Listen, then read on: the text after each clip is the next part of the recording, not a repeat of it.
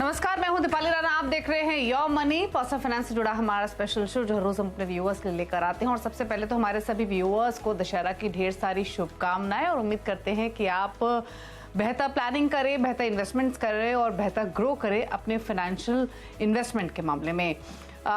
पहले बताते हैं कि किस तरीके से आप पार्टिसिपेट कर सकते हैं इस शो में, और उसके बाद आज के गेस्ट भी आपको इंट्रोड्यूस कराएंगे। तो सबसे पहले नोट कर लीजिए तरीका शो में पार्टिसिपेट करने का। yourmoney@ndplay18.com हमारी ईमेल आईडी है। इसके अलावा 7045220000 हमारा व्हाट्सएप नंबर है। फेसबुक, ट्विटर पर भी ये शो आप देख सकते हैं। अपने क्वेश्चंस भी पोस्ट कर सकते हैं।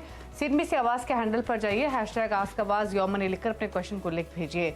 हमारे साथ आज है रुपी विद ऋषभ इन्वेस्टमेंट सर्विसेज के फाउंडर ऋषभ देसाई। ऋषभ नमस्कार, स्वागत है आपका। और क्वेरीज लेंगे उससे पहले ऋषभ से कुछ इंपॉर्टेंट बातें समझते हैं, क्योंकि आमतौर पे ये जो फेस्टिविटीज होती हैं, ये फेस्टिव सीजन होता है, लोग यहाँ पर काफ़ी इन्वेस्टमेंट्स करते हैं, काफ़ी कुछ बाइंग करते हैं, घर गाड़ियाँ खरीदते हैं। लेकिन अगर हम फाइनेंशियल प्लानिंग की बात करें तो कुछ बातें हैं जिनको आपको अवॉइड करना चाहिए, या फिर कुछ ऐसी इन्वेस्टमेंट मिस्टेक्स होती हैं जो आमतौर पे इन्वेस्टर्स अपनी इन्वेस्टमेंट्स में कर देते हैं। तो वो कौन सी 10 अहम बातें हैं जो आपको अवॉइड करनी है अगर आप अपनी फाइनेंशियल प्लानिंग कर रहे हैं? तो बताइए ऋषभ, हैप्पी दशहरा आपको भी। और बताइए क्या क्या मिस्टेक्स होती हैं जो आमतौर पे इन्वेस्टर्स करते हैं, किन बातों का ख्याल रखना चाहिए, क्या अवॉइड करना चाहिए, समझाइए।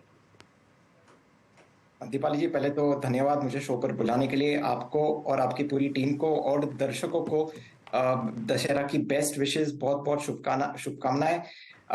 ये 10 मिस्टेक्स बहुत ही इंपॉर्टेंट है जो हम करंटली एंड फ्यूचर में अवॉइड कर सकते हैं अपने, जब हम पोर्टफोलियो प्लान करते हैं, इन्वेस्टमेंट्स प्लान करते हैं।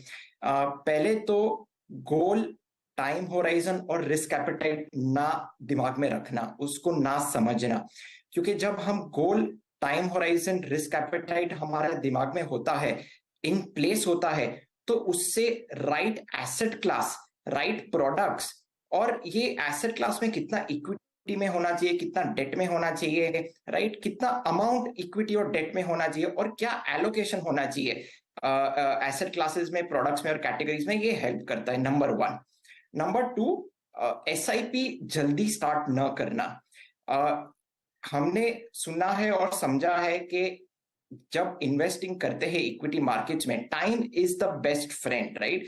जब हम अर्ली स्टार्ट करते हैं SIP तो कंपाउंडिंग प्रोसेस के लिए बहुत अच्छा होता है, उसमें अच्छे से ऑप्टिमम रिटर्न्स जनरेट कर पाते हैं। और जब हम जल्दी स्टार्ट करते हैं तो छोटी रकम से भी हम बड़ा सा अच्छा कॉर्पस लॉन्ग टर्म में अक्यूमुलेट कर पाते हैं।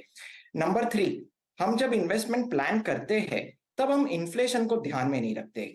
आज की जो वैल्यू है, राइट, आपके जो गोल की जो करंट वैल्यू है, वो 10 साल के बाद के 15 साल के बाद वो सेम वैल्यू नहीं रहेगी। तो फ्यूचर वैल्यू डिटरमिन करना, क्योंकि आज की जो वैल्यू है, फ्यूचर में अगर हम इन्फ्लेशन को ध्यान में रखें तो वैल्यू काफी बढ़ जाती है, मतलब जो करंट वैल्यू है वो डिप्रिशिएट हो जाती है। तो इन्फ्लेशन को जब हम ध्यान में रखते हैं तो एक करेक्ट फ्यूचर वैल्यू को हम डिटरमाइन कर पाते हैं। सो इन्फ्लेशन को ध्यान में रखना। चौथी चीज, हम टॉप परफॉर्मर्स को चेस करते हैं, हमको टॉप परफॉर्मर्स को चेस नहीं करना है। आज के जो टॉप परफॉर्मर्स है वो कल के अंडर परफॉर्मेंस रहेंगे, और जो आज के जो अंडर परफॉर्मर्स है वो कल के टॉप परफॉर्मर्स रहेंगे। सो हमें जब एक म्यूचुअल फंड जब हम सिलेक्ट करते हैं तो कंसिस्टेंट परफॉर्मर्स को सिलेक्ट करना है, ना कि टॉप परफॉर्मर्स। पांचवी चीज, जब हम म्यूचुअल फंड सिलेक्ट करते हैं तो हम काफी लो एक्सपेंस रेशियो ध्यान में रखते हैं, but this is not the right way. क्योंकि हमने देखा है कि जब लो एक्सपेंस रेशियो के जो फंड्स होते हैं वो भी अंडर परफॉर्म करते, वो नॉट नेसेसरी कि वो आउट परफॉर्म ही करे और हाई रिटर्न्स दे। नंबर 6, इन्वेस्टिंग जब हम करते हैं तब हम पोर्टफोलियो को ओवर डाइवर्सिफाई ना करें। जब हम ओवर डाइवर्सिफिकेशन करते, क्योंकि ऑलरेडी हर एक म्यूचुअल फंड में 30 से लेके 80 से लेके 100 स्टॉक्स रहते हैं अंदर, राइट। सो ध्यान में रखे 5 के 6 कोर फंड्स रखे, ओवर डाइवर्सिफाई ना करें, क्योंकि ओवर डाइवर्सिफिकेशन हम करते हैं तो जो पोर्टफोलियो का जो ओवरऑल ऑप्टिमम रिटर्न जनरेशन है वो काफी रिड्यूस हो जाता है।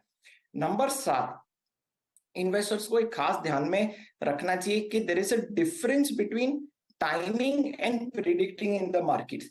जब हम SIP करते हैं तो हम टॉप बॉटम और लो पॉइंट्स पे इन्वेस्टमेंट करते हैं, 5 साल 7 साल 10 साल 20 साल जो भी टाइम होराइजन होता है। मगर अगर हमको थोड़ा सा अबव एवरेज रिटर्न्स की जरूरत होती है तो हमें थोड़ा बहुत टाइमिंग करना चाहिए, right, to get little higher returns. Timing क्या होता है, जब मार्केट 10%, 20%, 30% गिरता है तब इन्वेस्ट करें उस वो पर्टिकुलर टाइम में। प्रिडिक्टिंग क्या होता है कि कब मार्केट गिरेगा, कब मार्केट ऊपर जाएगा, वो हमको पता नहीं। Timing is comparatively easy but predicting is not. आठवीं चीज, पैनिक रिएक्शन। जब हम मार्केट क्रैश होता है 10%, 20%, 30%, जब हम बहुत पैनिक हो जाता है तो वो टाइम पे पैनिक नहीं होना है, पैनिक रिडेम्पशन नहीं करना है। और जब मार्केट तेजी में होता है, जब बुल रन में होता है, तभी फियर ऑफ मिसिंग आउट, मतलब ग्रीड, उसमें नहीं जाना है। So panicky on the top side also fear of missing out, and on the bottom side जब मार्केट गिरता है तब बेचना नहीं है, पेशेंस रखना है। अपना जो गोल है, टाइम होराइजन है, रिस्क एपेटाइट है, एसेट एलोकेशन है, वो ये 4 पिलर्स में पकड़ के रखे तो आप कभी भी पैनिक नहीं होंगे। 9वीं चीज, इमरजेंसी फंड ना होना। क्योंकि हम बहुत ही अनसर्टेन टाइम्स में रह रहे हैं, तो एक इमरजेंसी फंड हेल्थ इंश्योरेंस और मेडिक्लेम के तौर पे, और एक इमरजेंसी फंड एक इन्वेस्टमेंट, आप लिक्विड फंड में डालिए, ओवरनाइट फंड में डालिए, लो ड्यूरेशन फंड में डालिए, high credit quality liquid products में डालिए। क्योंकि कभी भी आपका जॉब जाएगा कि कुछ इमरजेंसी, एक्सीडेंट हुआ, हेल्थ इमरजेंसी हो, एनी इमरजेंसी के लिए ये इमरजेंसी कॉर्पस बहुत जरूरी हो जाता है। और 10वीं चीज, एक फाइनेंशियल एडवाइजर ना होना। सबके लाइफ में जब भी हम बीमार पड़ते हैं तब हम डॉक्टर के पास जाते हैं इलाज कराने के लिए, राइट, एक फैमिली डॉक्टर, एक ट्रस्टेड डॉक्टर के लिए, राइट। जब हम एक फाइनेंशियल एडवाइजर हमारे लाइफ में होता है, राइट, वो फाइनेंशियल एडवाइजर हमको हैंड होल्ड करता है थ्रू आउट द जर्नी, और ये जो भी मिस्टेक्स होता है वो अवॉइड करने में हमारी मदद करता है। सो एक फाइनेंशियल एडवाइजर हेल्प्स यू, आपके जो गोल्स है, आपके जो आपको इन्वेस्टमेंट्स में हेल्प करेंगे, आपके गोल अचीव करने में हेल्प करेंगे, चूजिंग द राइट प्रोडक्ट्स। जब गलत कुछ प्रोडक्ट में कुछ गड़बड़ी होती है, उसमें से निकल के कोई अच्छे प्रोडक्ट में जाए, ये पूरा फाइनेंशियल एडवाइजर एक फाइनेंशियल प्लान करता है आपकी।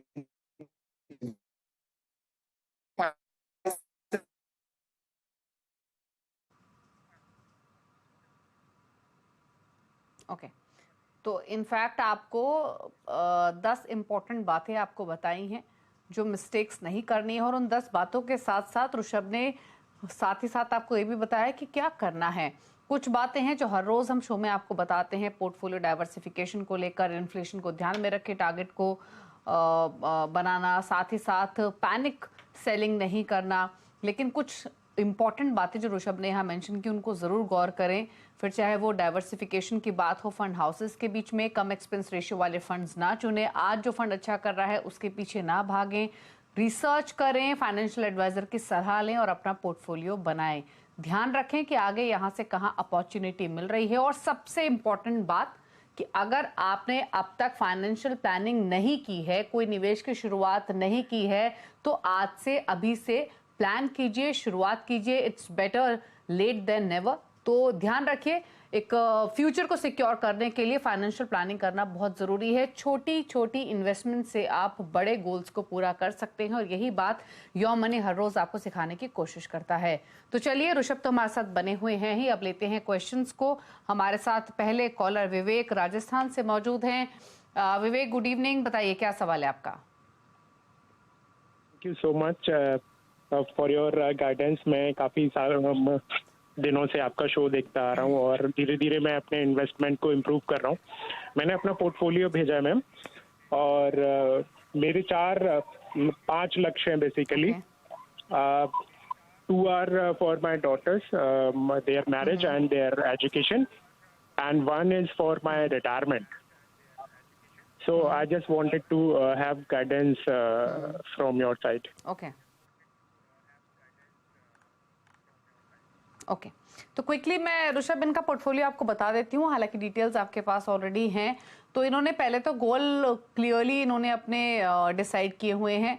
4 साल में पहली डॉटर की एजुकेशन के लिए 15 लाख, 8 साल में दूसरी डॉटर की एजुकेशन के लिए 20 लाख, फिर 11 साल बाद पहली डॉटर के मैरिज के लिए 40 लाख, 15 ईयर्स में दूसरी डॉटर की शादी के लिए 50 लाख, 20 ईयर्स में अपने रिटायरमेंट के लिए 2 करोड़। अभी इनकी एज फिलहाल 39 ईयर्स है। मंथली एसआईपी कर रहे हैं 27,500 की, और फिलहाल जो इन्होंने पोर्टफोलियो बनाया हुआ है उसकी वैल्यू 20 लाख के आसपास है। अब पहले मैं इनका पोर्टफोलियो मेंशन कर दूं, उसके बाद 2-3 चीजें और बताना जरूरी है। आईसीसी प्रूडेंशियल ब्लू चिप में 7,500 रुपए महीना, Parag Parikh flexi cap, Axis long term equity में 5-5 हजार डाल रहे हैं।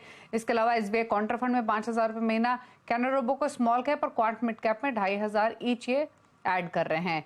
अब ये तो इनका पोर्टफोलियो रहा जिसकी 20 लाख की वैल्यू है, लेकिन इन्होंने 2-3 चीजें और पूछी है। 5,000 के एडिशनल एसआईपी करना चाहते हैं, जिसके बाद जो इनका एसआईपी अमाउंट है वो 32,500 का हो जाएगा, प्लस 2 लाख का लमसम इन्वेस्टमेंट भी करना चाहते हैं। तो इनका पोर्टफोलियो, इनके एडिशनल इन्वेस्टमेंट प्लस इनके गोल्स पर आपके सजेशंस।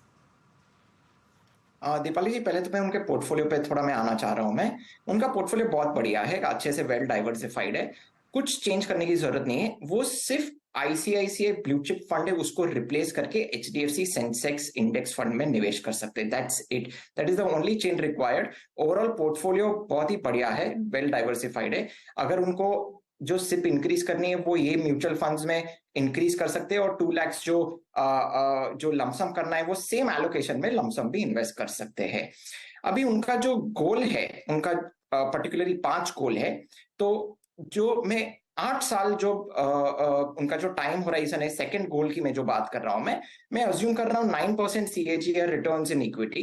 सो जो 27,500 जो उनका जो सिप है वो करीबन 38,75,000 के आसपास अक्यूमुलेट हो पा रहा है।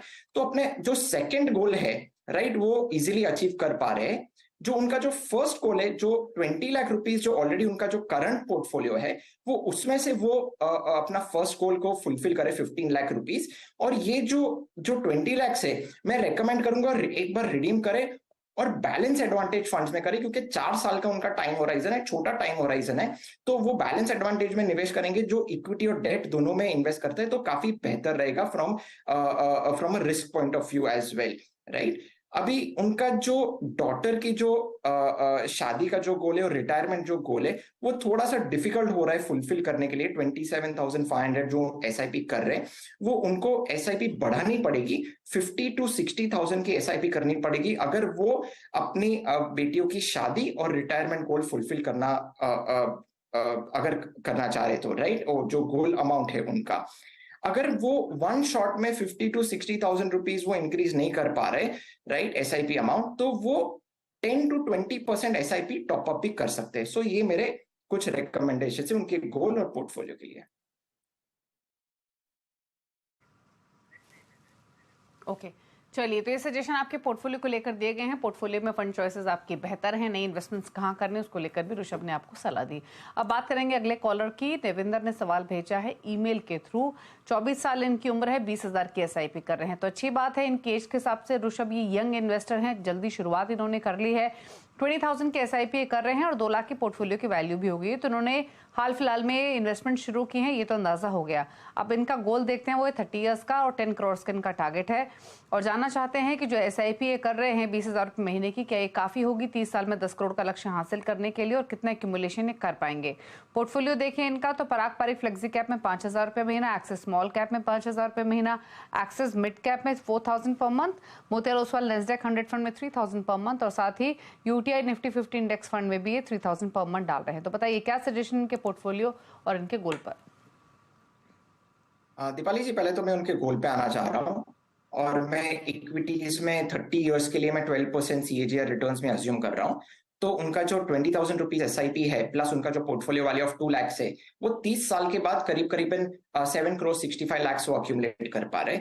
वो 10 करोड़ अनफॉर्चुनेटली नहीं अक्यूमुलेट कर पा रहे। अगर उनको 10 करोड़ का गोल अचीव करना है 30 साल में, तो उनको एसआईपी बढ़ानी पड़ेगी फ्रॉम 20,000 to 30,000, राइट। अभी जो उनका जो पोर्टफोलियो है, पोर्टफोलियो में एएमसी उनका जो डाइवर्सिफिकेशन काफी सेम एएमसीज में रखे हुए हैं। Diversification of funds across different AMCs is very important. तो मैं चाहूंगा कि वो डिफरेंट एएमसीज में भी डाइवर्सिफाई करें। मैं 2 बदलाव चाह रहा हूं मैं उनके पोर्टफोलियो में। एक तो जो एक्सिस मिड कैप फंड है वो रिप्लेस करके PGI mid cap opportunity fund में इन्वेस्ट करें। राइट। और क्योंकि उनका लंबा टाइम होराइजन है, तो वो यूटीए निफ्टी 50 इंडेक्स फंड जो कि वो प्योर लार्ज कैप फंड है, वो उसमें से निकल के वो मिराई एसेट फोकस फंड में इन्वेस्ट करे। सो मेरे ये दो चेंजेस है उनके पोर्टफोलियो में और उनके गोल के लिए। ओके, चलिए, तो ये सजेशन आपके पोर्टफोलियो को लेकर दिए गए हैं। थोड़े से फंड में चेंजेस आपको सजेस्ट किए गए हैं। रही बात गोल की, तो 30,000 के आसपास के एसआईपी करेंगे तो अपना गोल हासिल कर लेंगे 10 करोड़ का। फिलहाल आप 20,000 कर भी रहे हैं तो इतना मुश्किल नहीं है, आसान है। एक्सिस मिड कैप से पीजेएम इंडिया मिड कैप अपॉर्चुनिटीज में स्विच करें, यूटीआई निफ्टी 50 इंडेक्स फंड से मेरे एसेट फोकस फंड में स्विच करें। बाकी आप अपने लॉन्ग टर्म इन्वेस्टर्स के हिसाब से इन्वेस्टेड रहिए। रुक रहे हैं एक ब्रेक के लिए, ब्रेक के उस पार भी कुछ और क्वेश्चंस को शामिल करेंगे। आप दिख रही योर मनी कनेक्टेड हैं सागर।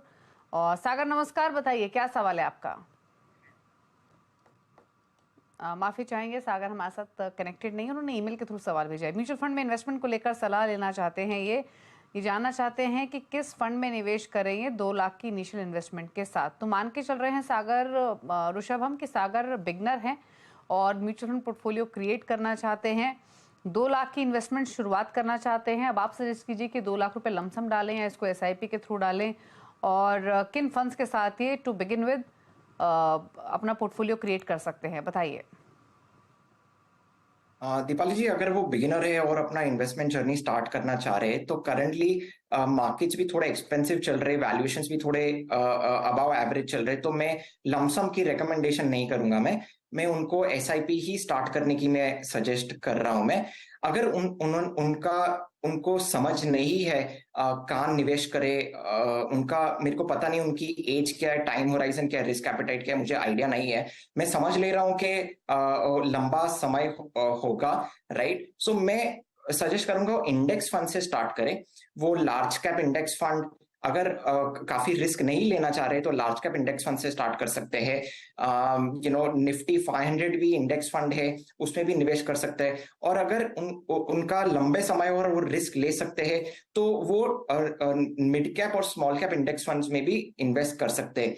सो ओवरऑल ये 4 फंड्स में, इंडेक्स फंड्स में इक्वल एलोकेशन वो दे सकते हैं अगर उनका लंबा समय है तो। अगर लंबा समय नहीं है, अगर वो रिस्क ज्यादा नहीं ले पा रहे तो फिर लार्ज कैप या फिर बैलेंस एडवांटेज फंड्स में भी वो स्टिक कर सकते हैं।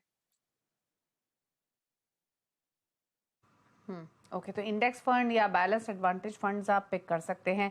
लेकिन ऋषभ, कुछ नेम्स आप सजेस्ट करेंगे इनको इंडेक्स फंड या फिर बैलेंस एडवांटेज फंड्स की कैटेगरी में?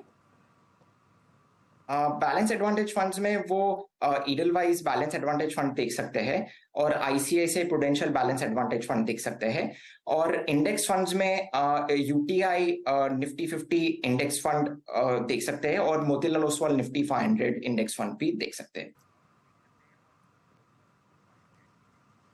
ओके, तो सागर, अगर आप बिगनर हैं तो आपकी मदद के लिए ऋषभ ने फंड्स के नेम भी सजेस्ट कर दिए हैं कि आप कहाँ इन्वेस्ट करें। लेकिन अगर